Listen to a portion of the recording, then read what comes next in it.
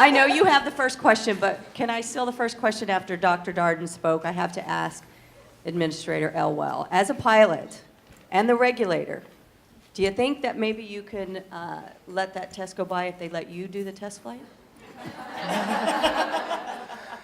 Yeah, I don't know if I don't know if anybody else would want me to do it, but I would love to do it. And I loved your presentation. That was amazing. I have a question for you. Have you been to, I'm sure you have, NASA's boom simulator? Yes. Yeah, I was in it a couple months ago. And the low boom demonstration and the secondary boom and all that, it's a living room, and you sit in it, and it's got walls of speakers on the outside that simulate what it's like to hear the boom. And I was at NASA Langley, and it was very impressive. I want to go. I want to go. So Administrator Elwell, you've been a couple of months short of a year since you were sworn in as the Deputy Administrator and have been the Acting Administrator since January of this year. So what has been your biggest challenges so far? It's been a very eventful couple of months. And I think the biggest challenge is the transition, the new administration. New administrations are always difficult because, or at least challenging in the early months, because of the transfer of, there's upwards of 5,000 non-career appointees with every administration. So that presents challenges, and it certainly has presented challenges with this administration. But also, when you change parties, and after 8 years, there's just sort of an inertia and a mindset that needs to be changed, or that does change by necessity when you put that many new people into positions of leadership. The good thing is that I can't really name a challenge. I think really the better thing to say is the best thing about the job is the people and how on track FAA is in so many ways. And so, when you take over or you take a leadership position, sometimes it's for change. I mean, it's by definition, we're putting a new person in to fix this. That's not the case in FAA. So the nice thing is I get to come into a job where I'm sort of the keeper of a really good organization that has been able, through the work of everybody in this room, I get to come into a job and try to work hard at keeping a level of professionalism and safety that is unprecedented. It's unprecedented in this country, and it's unprecedented in the world for aviation. So, Administrator Elwell, I know that we all know that you are a pilot. Certainly, you've been at the FAA before. You've been at DOT. You've worked in industry, A4A and AIA. Being involved in the National Airspace System from many different perspectives, what would you say in this role is the thing that surprised you the most?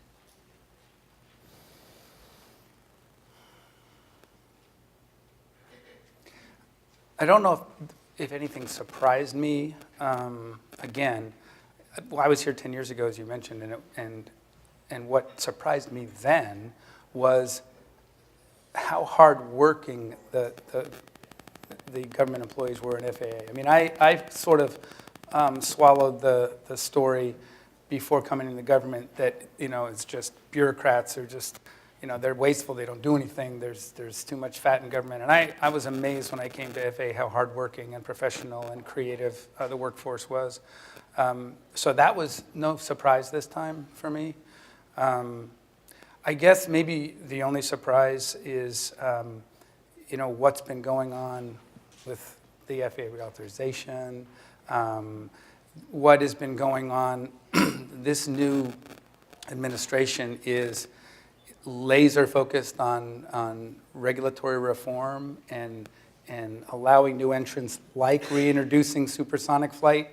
That is a high priority for the department and for the administration. So I've been a little bit surprised at how fast some of that and how, with the energy with which some of these things like UAS integration and supersonic, reintroducing supersonic flight and things like that. Maybe that if I had to pick an area. Well, the rate at which new technology is coming about certainly is different than it was, I imagine, 10 years ago. Real quickly, since you brought up the FAA reauthorization bill. She's so we're talking clever. about that. So we know on the 13th it was introduced in the House. Basically, the version of the bill with the little tweaks minus the air traffic control reform that would take the operations out of government. And then there's word on the Senate side that maybe we won't see a bill this year, that maybe we wait till after the election when possibly the House or the Senate changes. I know you can't get into the politics of it, but what do you think is going to occur with regard to authorizing the FAA and the effects that will have on all of us? Well, I hope that they finish a full bill and that it's 4, 5, 6 years, whatever they're working on, because I think it brings a lot of stability for us to know what we're dealing with for the next 4, 5, 6 years. I don't want to see more extensions. It's tough, it's tough for everybody in the organization to be working 3, 4, 5, 6 months at a time. I mean, Trish, you know yourself the talking points. 27 extensions of FAA's authority in the past 10 years. And normally, FAA's authority is 3 or 4 years. There should only have been 2 or 3 bills in 10 years. There's been 27 in effect, 27 FAA authorizations. We do, I think, a phenomenal job under those circumstances, but there's no reason to continue that. So I'd love to see them get it done by the end of September. I have heard the rumors that the Senate is thinking of, and I understand the thought behind not trying to do a bill in an election year, but I hope they find a way. And I know Teri's nodding, yes, please. And just to give Teri a talk at that, we won't talk about the authorization bill with Teri, but let's talk about the funding bills, the appropriations process, and the effects that has on the day-to-day operations. Yeah. Well, I mean, certainly no company would run their business the way we have to, manage the funds that we get on an irregular basis. And I think it has a broad effect.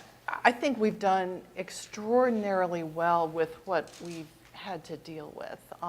Luckily, we haven't found ourselves in a situation where we had to shut off training the way we did back in 2013 when we went through sequester. I mean, that had a long-term effect, which I think we've come out of largely when it comes to hiring, and certainly, but we're seeing it in different ways, which is where this bulk of new trainees is coming and moving through the system.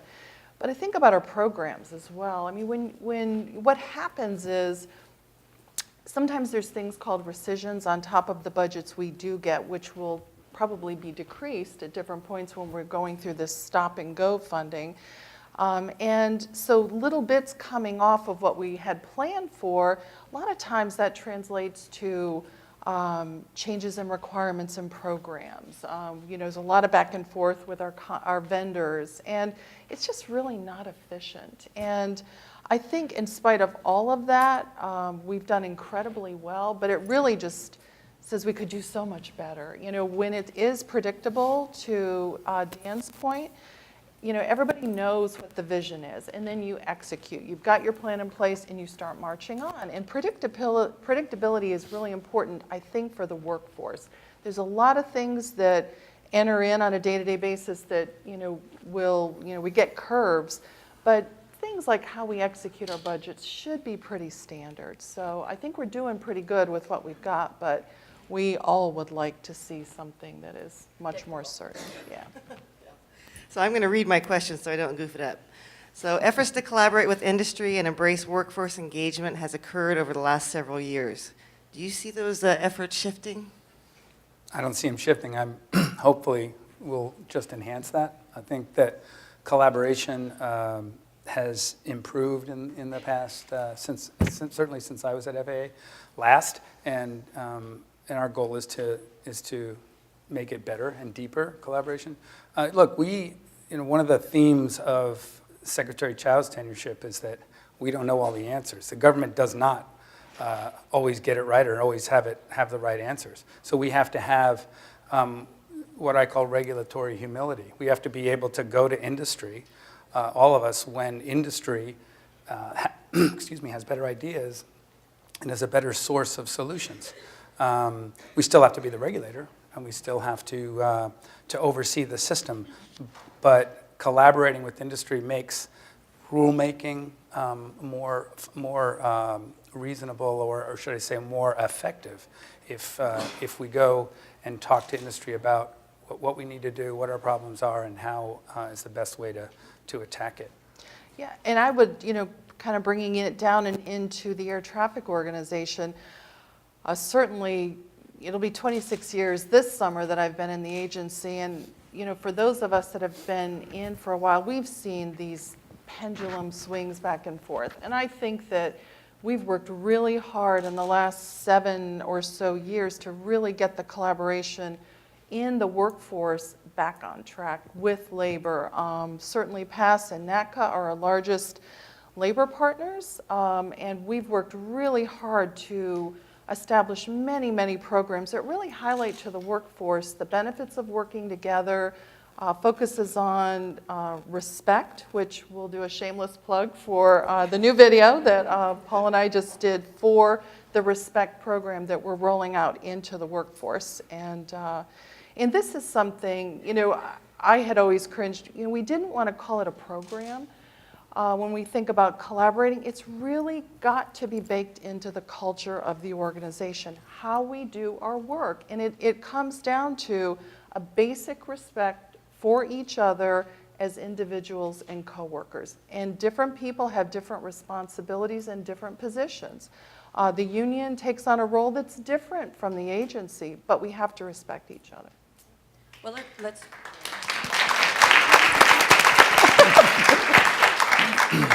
And you will see that video in the panel this afternoon. We do have that. So let's talk about, you mentioned when we stopped training in 2013 due to sequester. We also shut the academy down for the entirety of that year, and we still feel the effects of that in our facilities with regard to staffing. So can you just talk a little bit about the priorities around hiring and placement and staffing of the system? Yeah, let me take a shot, Dan. We've got an overall staffing target number because you've got to have a number that you're planning towards. And I think our staffing number is like 12,896. Yeah. Give or take. And you know what? I mean, I'm happy to say the number overall because there's many elements in the number, right? We have CPCs, Certified Professional Controllers. We've got CPC ITs, those in training that have been certified previously at a new facility. We've got many developmentals working through the system. And then we've got our new hires that are at the academies. Right now, for the overall number, I think we're at 14,497. So we're about 99% of the total aggregate number. But we've got a lot of folks that are sitting between the CPCIT number, the developmental number, and then we're pumping those new hires into the academy. We're really, really close to the number, the overall number. The focus now is on training. And many of you, how many of you would say you've got a large number of trainees in your facilities? Yep. The key right now is training, training, training. We've got some facilities that we would consider that are staffing challenged, and we're putting special emphasis on those, and 90 is one in particular. But by and large, it's really about a steady, consistent hiring stream, which I think we're at. This will be the 3rd year in a row that we will have met our hiring target. And that is absolutely critical. In a couple of years, we'll probably get to a number where we're just steady stream, whether it's 1,000, maybe 1,100, just for the care and feeding of the system. But we've really, really got to focus on training now. Yeah, and I would agree with everything you just said. I just wanted to add the NACA perspective real clear. The 12,896 is the interim CPC target that we agreed 2 years ago. We're still working on a model to get to what the operational need might actually be in our facilities. but certainly keeping up with attrition has been a challenge. Meeting the hiring goals has been a challenge. But I think we've gotten a lot of focus in that area, and we're right on target with the hiring, meeting the goals with the experience bid once a year, the all sources bid once a year. We've done a lot of work around placement out of the academy, placement of the experienced bidders, and now, like Teri has said, the focus is really, really on how do we do training more effectively, and how do we do it, better, just better. So we're doing a lot of, and you're going to have this on your agenda this week, a lot of human factors perspective with regard to training will be in some of our workshops tomorrow. So one of the things that we know is definitely a big discussion out in the field is drones. I don't really have to say anything else, right? I mean, because we're getting reports of them of 11,000 feet, 5,000 feet on the finals. What do you see happening with this as we move forward? Well, certainly a lot of activity. And I'm talking, Well, I'm ordering from Amazon a lot, so. yes.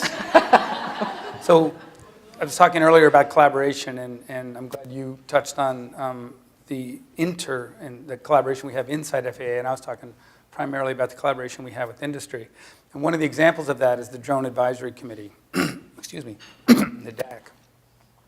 And the DAC has Amazon as a member, and it has Google as a member, and has all of these companies who, quite frankly, when they started talking with us about their designs and their desires with drones, they didn't come from an aviation perspective at all. They came from the perspective of technology transfers every 3 months, every 4 months. And so when they heard, what? 3, 4, 5, 6 years. So it was a bit of a shock to them. And they, though in the short time that we've had the DAC up and running, over a year, they've come around to a more educated view of what it takes to introduce new technologies to the NAS. What we're doing now is very shortly, within the next couple of weeks, the Secretary will announce the winners of the pilot program, the drone pilot program, and she'll name 10-ish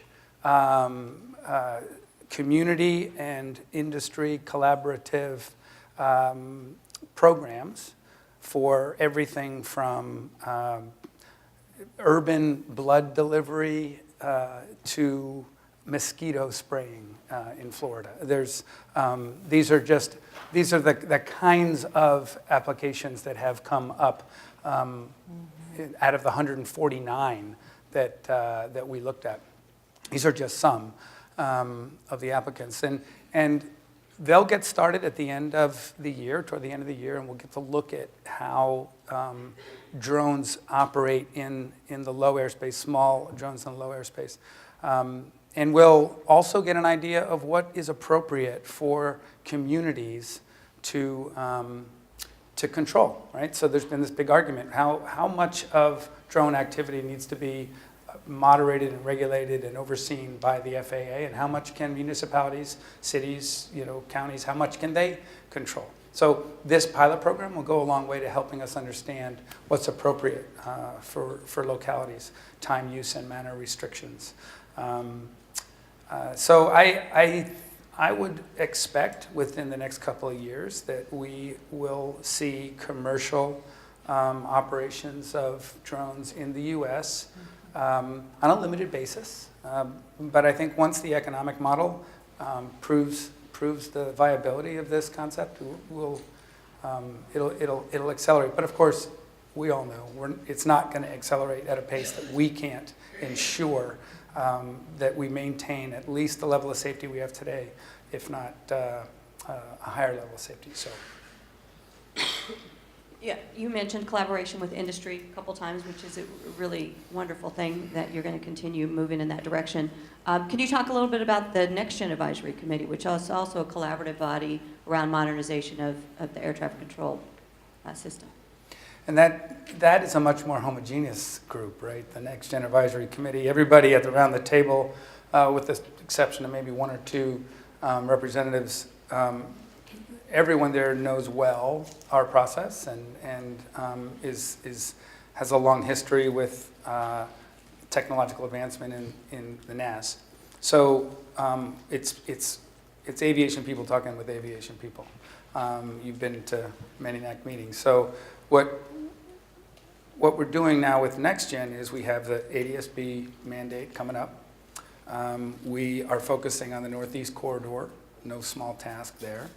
And we're making some progress, and we're changing the dynamic, I hope, changing the dynamic a little bit of the NAC and making it more decisional at the higher levels instead of, we want the CEOs and the leaders of industry to actually talk about issues and make decisions at that level, because I think those are more powerful decisions when, and recommendations when we receive them from industry's highest levels. We know they've been vetted throughout industry.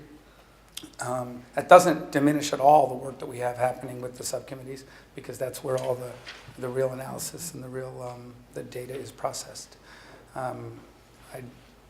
Yeah, Teri. boy. There's just so much going on with that. We talk about drones too. The thing I would add about, Dan mentioned the Drone Advisory Committee, so it's a 35-member body. And it was really interesting because when that committee was stood up, one of the very first things folks from industry said was, we don't understand anything about airspace. We don't. But we know we're sitting on top of these great business opportunities, and they know there's tremendous revenue to be made, and they want to get in it. And so they're saying, tell us what we have to do. And as scary and frightening as it can actually sound, when you are around these people, you're energized. The enthusiasm, the level of education, the training, and really the inspiration that they bring to all of these ideas, it really is infectious. And we're going to have to really lean in, engage, and find ways, which I think we're doing, to help them get and achieve all of the goals that they have. On the NAC side, as Dan said, it is a much more homogeneous group. The thing that stands out for me, because I've been involved in this group for several years now, is the benefit is all of these next-gen ideas, because we had carriers coming at us all independently, and everybody wanted their own special procedure or capability, and we just didn't have the bandwidth to do all that. And what we said was, which was one of the reasons the NAC was stood up, you've got to prioritize industry. We can't, and many times they were conflicting. So it's really the benefit where it all comes together, and then the industry has to prioritize on behalf of each other, although they still do work behind the scenes to try to get what they want individually. Yeah. And we have to really keep that at bay. Because between the drone work, the next-gen work, commercial space, autonomous operations, above 60,000 feet, I mean, it's really a lot of the very same people, many of them in this room, doing a lot of the work. So we have to prioritize and really focus on what's the greatest benefit to society as a whole. Because it really, everything we do is for someone else.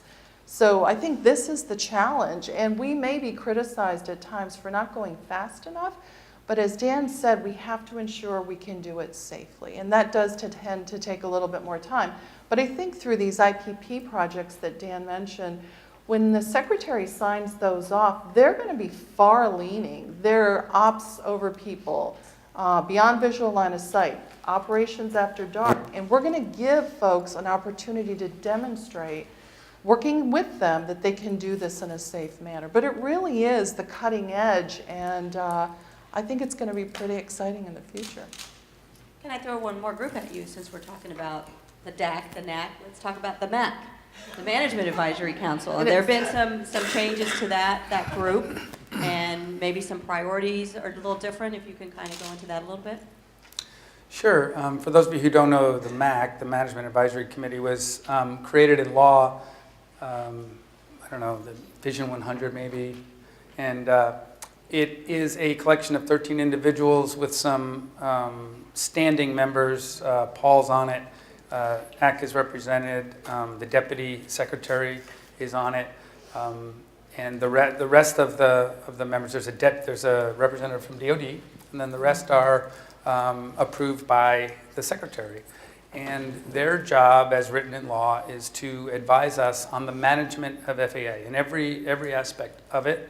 And we're meeting in I guess, in a couple weeks. And we meet almost quarterly. And right now they were, most recently, we asked them if the ATC reform provision doesn't prevail, and it wasn't formally dropped by that point, what kind of things could we do to improve this process that has us in 27 extensions, 40 funding, short-term funding extensions in the past 10 years. So they were working on that, and there's no telling if that'll bear fruit.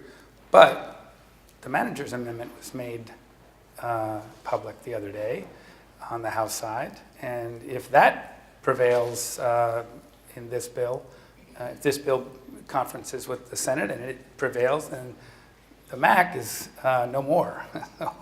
They have some pretty interesting ideas about how to change the Congress has some interesting ideas about how to change the advice we receive from a body like the MAC. I think they would call it the AMAC. So, did you see that? Yes. Yeah. I'm looking at a lot of those other things in that manager's amendment package. Do we want to actually open it up for some questions? So microphones up here. So please come to the I microphone. know at least one you should ask. If you aren't, I will. Well, we'll see if it comes from you. Good morning. So I just recently started working on my master's program, and I came across some very interesting information, and I have a two-part question for you guys. So I learned in 2036, China is set to outpace us in air traffic volume just due to the amount of people and growth they have, the opportunities over there. Yet only 30% of their airspace is usable for civilian traffic. I'm sorry? Where? China. This is China. Because they have so much military operations. So they have the opportunity to grow, but they're not set up for that growth. So how are we in our organization setting ourselves up for leadership in the, I call it the new space race in the sky? That's question one. And then question two, to kind of take it from there, just stemming off of what Christine said earlier prior to you guys coming up. What are some things you would like to see us do in this era as we move to the next step to prepare ourselves to take leadership management positions and really grow with the system so that we can be properly prepared to move on into the next step? Sorry if that was a lot. So basically, just to summarize it, what are we doing to further our role in this new modern day space race? Because to me, it's important. The reason being, our country's done a great job setting safety standards, and you're kind of pulling people in your direction with ADS-B as an example. We want you guys to be on board with our program in order to meet our safety standards. So how are we trying to stay innovative? We talked about drones just now. What are we doing to stay innovative in order to make sure that we're pulling everyone to our safety standards and not, getting caught behind? And then on top of that, as women and controllers, how can we join this movement and lead up into management?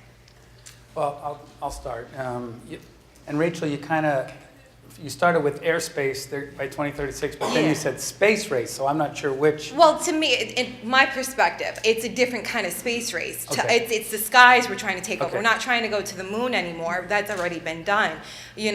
From what I'm learning and what I'm seeing, the modern day space race is actually the airspace that we travel in. I just want to clarify that because there are two very different things, and we are very concerned and interested in what China's doing in space and vice what we're doing. And that's the one sort of, we still call it emerging technology commercial space because we're so involved in it and there's so much happening with commercial space right now. But yeah, we are very interested in projecting our safety philosophies, our innovation philosophies, our air traffic management philosophies, and our certification philosophies. Once upon a time, we were the only game in town. Yeah. So like ICAO would come to us, so how do we do this? And we'd tell the world, and it was really nice. But now we have VIASA, and we have certification authorities that are ready to challenge us in every part of the world. And when I say challenge us, that they want to be first. They want to set the stage, and not just because they're kind of, other countries are kind of, is it press here? Okay. Yeah, they're kind of feeling the ropes, right? Yeah. These other countries, which is great because rising tide lifts all boats. We're still the premier. Yeah, no doubt. But we can't just sit and say we're still, the best. Yeah. We have to be out there. And right now the secretary is in China as we speak. And so talk about women in position of authority, in a position of showing the world where the United States is. If you haven't seen Elaine Chao speak, if you haven't spent time with her, try to find some a venue to listen to her, because I can't think of a better person to be in China right now talking to the Chinese about autonomous vehicles, about safety, about airspace issues, but all modes of transportation. But what we try to do is get into these different meetings of civil aviation authorities around the world. I was in Buenos Aires a couple months ago to let the South Americans know that our regulatory processes and our philosophies on safety will be a good fit for them. I mean, and it's very important in South America because of their unique flying environment. So as the airspace grows in different countries, we want to be the model that they go to and they use. And it's not just because we believe that our processes and our procedures are the safest and should be copied around the world, primarily because Americans fly, not just on U.S. carriers, as we all know, but on carriers all around the world. And you can't find airspace that Americans aren't passengers in, aren't flying in. So it's critically important that we project safety for our citizens everywhere. But economically, it's also a smart idea. If they're following our certification processes and procedures, then by design, they're going to be looking at our manufacturers, at our companies for their needs. So it's important on a lot of fronts. Yeah, and I would also add, Rachel, that the way, everybody, you get it, right? We're in the U.S., so obviously the FAA manages the airspace. But the world is constructed through what we call FIRs, Flight Information Regions. And around the globe, those are all laid out in stone. It's through ICAO and the Chicago Convention of, 1957, whatever that was. It laid it out, which countries own the airspace. The countries determine who manages the air navigation service provision. ATO is an air traffic service provider, and ANSP, but make no mistake, in the FAA, we're a monopoly, right? We're the only game in town. And so what I tell folks is, in the FAA, we're all on the same side of the counter in the ATO. Not one organization is more important than the other. And a lot of times it's like, well, controllers are more important than technicians. Absolutely not. We're all on the same side. We're flipping burgers together. Our job is to provide a service to the flying public and those carriers. Because if not for them, we are not in business. We don't exist. So in the U.S., we, as an ANSP, manage about 25 million square miles of airspace. 5 million of it is domestic. It's over the CONUS, Alaska, Hawaii, but the vast majority of the airspace we manage is in the oceans. It's deep into the Pacific. We touch down into Japan, parts of the deep Pacific. We're down in the Atlantic. We're into the Caribbean and beyond, and we touch Portugal. We share an FIR with Portugal, UK NATS, and NAV Canada. So we are far and wide. The presence that we have, and as Dan said, the responsibility really to provide safe air traffic services is probably one of the most important aspects of the mission that we're all charged to do. To your latter question, what I would tell people is, stay informed. This thing about whether you want to move on to a different job, wherever you sit. The ATO is such a large organization. We're 8 service units now. We're about 32 to 33,000 people. Thousands of contractors also support the ATO. It is a large, large organization. I would say educate yourself. It doesn't matter where in the FAA, air traffic expertise is very highly valued because it translates to every part of the organization in all that the FAA does. So you really need to stay informed. There's a lot of information online. IDPs, people hear me preach about this. If you're a manager, it's required. If you're not a manager, you still need one. But really an IDP or an individual development plan, it doesn't matter what you do. Everybody needs a plan, right? You have near-term, mid-term, longer term. And to me, anything more than 5 years is long-term because in this political climate and government, you just don't know what's going to happen. So people shouldn't say, I want to be, it's okay to say I want to be the COO, but you need to focus on how are you going to develop yourself to make yourself competitive to step into those positions should the opportunity arise. So really it's about educating yourself, learn as much as you can, not just in the job you're in, but about the other parts of the organization. And if you decide you want to do something else, you'll know when that's the right time. But be prepared. It's one of those 4 Ps. Yeah. Thank you. Thank you, Rachel. I had a question related to NextGen, because that's what I'm working on, is ADSB and air traffic procedures. For ADSB to work, of course, it's highly dependent on the position source of the aircraft. There's a lot of concern, both in the FAA and among industry as well, that on the one hand, we have this new requirement, everybody has to have ADSB, and you got to have your position sources that meet certain standards and whatnot. On the other hand, the military is increasing their GPS testing that goes on. So I'm wondering if there's any conversations at the upper levels of FAA and DOD to how we square those things, because this is all the same government that says, we're going to do this, and they're doing that disables large portions of the system, which affects not only surveillance, but of course navigation, because it's all using the same position sources. You go on now. We'll just tag team.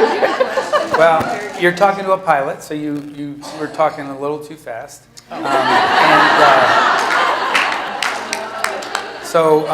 there was a couple times in that question that we went over, but we had, and I don't know if this goes to your question, but we had some issues we had to deal with regard to the quality of what's called the NIC and the NAC for the ADSB receivers.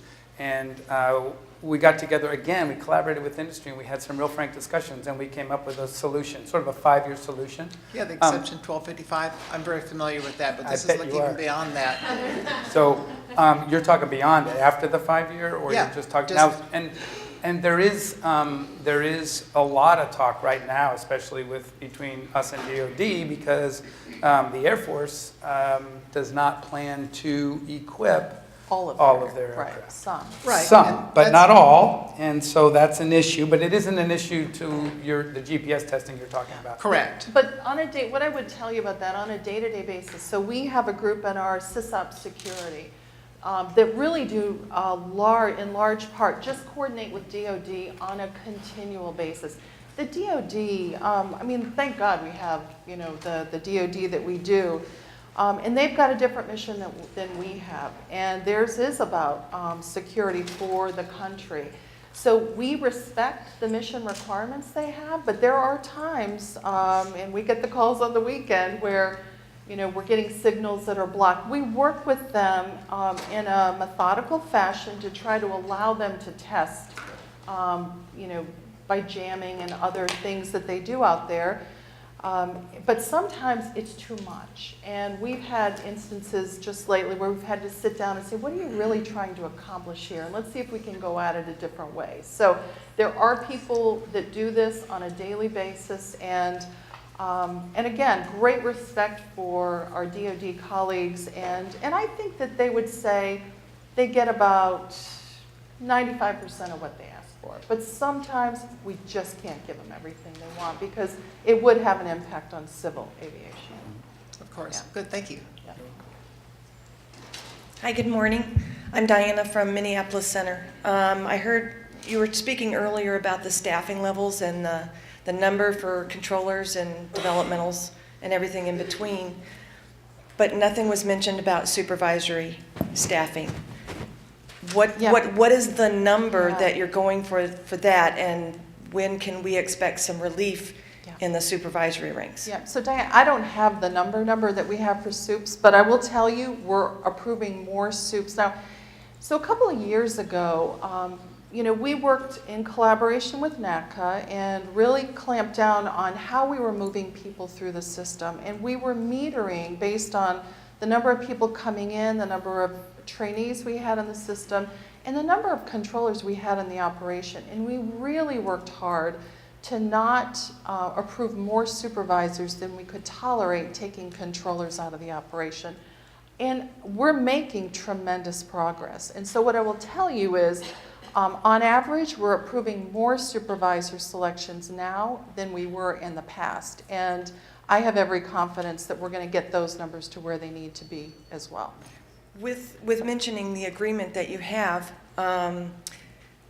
recent experience at Minneapolis Center is the agreement is beneficial to the controllers, but it is detriment to the supervisors. For example, the green line that everybody's talking about, you're either above it or you're below it. Right. Once we were above it, 4 CPCs transferred out. They were given their EARRs. The supervisors still were short-staffed. So the controllers are getting the benefit of that agreement, but the supervisors are getting the detriment of that agreement. Yeah, every instance is a little unique. What I will say is we're watching that very closely because we have to bring our supervisor ranks up as well. So it's not one or the other, it has to be both. So it's something I keep an eye on personally as well, and I'll go back and take a look. And I want to clarify that there's no agreement between the union and management on promotions into supervisory positions. Right. The agreement between us is that when they make those decisions, that those decisions are made at a higher level than they were in the past. That way they could look at the entirety of the system and all of the issues that are occurring around movement in the system to make what we consider to be better decisions. Yeah. And that's the agreement, is that the decision's made at a higher level. We don't take part in that decision at all. No, but we do keep a much closer watch on that now because, again, I mean, when we think about the way the ERR process used to work, we could have an individual in with 7, 10, or more ERRs in at one time. And it wasn't consolidated. All of that is consolidated now. It's at headquarters. It's in our shop. And I think we have a much better systemic view of what's going on, where the staffing is in every facility across the National Airspace System. Because we really had to prioritize those hardest to staff first. But everybody is coming up. Okay, thank you. Yep. Hi, good morning. Vanessa Shinners, one of the co-chairs here for the conference. Thank you for being here and spending some time with us. I just had a question. You briefly, Mr. Elwell, mentioned the Northeast Corridor. Could you elaborate a little bit more on that, on the work that you're doing in that area and what you're focused on? Sure. It's the next NAC priority. After the prioritization working group is still on the 4 primary priorities, but the next gen in the Northeast Corridor is focused there. They just finished recommendations for sort of what we call the low-hanging fruit. They have about a dozen ideas that I know Teri can go into in more depth. We have, I think one person put it on the NAC when this was first presented by the chairman, that, and this was a bit of a cynical view, but it was noteworthy in that we're never going to fix the Northeast Corridor. We can get into maybe a trajectory of continual improvement. And I think the reason that thought came out was because there's just too many airplanes coming in and out of airports that are just too close together. And the alignment When they built JFK and Newark and LaGuardia, if there had been any inkling that we would have the kind of traffic that we have in the Northeast Corridor today, I don't think that the runways would have, if they were all done together, they wouldn't have aligned those runways the way they do, because it's the alignment of the runways as soon as the weather gets a little sour that just kills us in the Northeast Corridor. And somebody mentioned, we were talking about sonic boom, about shutting down a program basically because of noise complaints, or dramatically changing trajectories because of noise complaints. Well, NextGen has hit not a wall, but some real challenging issues on noise. And so anything we do with the Northeast Corridor, and we're trying at the NAC to come at it from a different angle, is going to have noise implications, it's going to have efficiency implications. And of course, as always, we want it to have zero safety implications. Last time I was here, 10 years ago, we were doing the redesign. Remember? And I think within several months of publishing our redesign for Philadelphia, New Jersey, New York, we got, I think, 16 lawsuits very, very quickly. And so that took that off the rails, and now we're trying to go at it a different way. We're trying to do it with some track redesigns, some approach and departure modifications. But Teri and I meet about this regularly. Too often. Too often. So I'll hand it off. What I would say is, so for the Northeast, which the Northeast is Boston down to Washington, over to Philly. Of course, New York is kind of right in the middle. And when we say Northeast, what the industry really means is New York. About 47% of all delay in the U.S. begins in the Northeast, largely New York. But of that 47%, the large part is weather, volume, and runway construction. Certainly those runways in New York and the other parts of the Northeast are vitally important, and we've had a number of years worth of runway construction in New York. But the simple matter is that these airports all flow together, and if you turn one airport that flows, you have to turn Newark, LaGuardia, and JFK. They all work together, and if you're in a certain configuration, you can shut off Teterboro completely. So NBAA has a different set of equities in this whole game as well. If we go into a certain configuration at JFK, we can actually shut off a whole runway at LaGuardia. So all of the carriers, everybody wants a seat at the table, which is the right thing to do. But solving some of these long-standing issues, and really, is going to take a lot more work. And it's not any one thing. It's going to be a tweaked procedure. It could be a capability, a traffic flow management capability. Certainly as we introduce in the future TFDM, which is really the last of the T programs, and it really focuses on the benefits of the surface, right? And the airlines know this is where they can make a lot of money. If we have more accurate predictions about when an aircraft actually pushes back, how long they're going to taxi, and how long it takes to get in that overhead stream, they can save a lot of money because fuel is money. So this TFDM program is really going to start to pull all of the data, because we're really pretty data rich out there, put it all together and start to really see those benefits come out. So it's not a big bang though. It really is going to be just a couple things here and there. We hear about the pilot shortage that's coming. These airlines are going to face pilot challenges. Certainly we're dealing with challenges getting our workforce back up to the levels we need it to be, but in the Northeast in particular, I mentioned N90, we've got some serious staffing challenges there. I think we've got a good plan that hopefully will bear fruit over the next year to 2 years, but we'll have to see. We'll have to see how it goes because I just don't think we know yet. But it's right smack in New York. So we're trying to get our folks trained, and they want all these new procedures, and we're saying, okay, wait a minute. Can't do everything at once.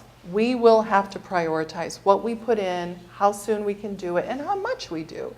because we got to make sure we're getting our folks training time as well. So all of these different things are going in the system at one time. All right, well, thank you guys very much for your questions. Based on time, Trish, how long do we give them a break? 10:35, I think, is when we decided we could, I know it's a shorter break, but we want to catch up to our schedule a little bit. Okay. But we certainly want to thank you both for being here. We really appreciate it. Terry, you're a regular. We all have to do it. Thank you so much.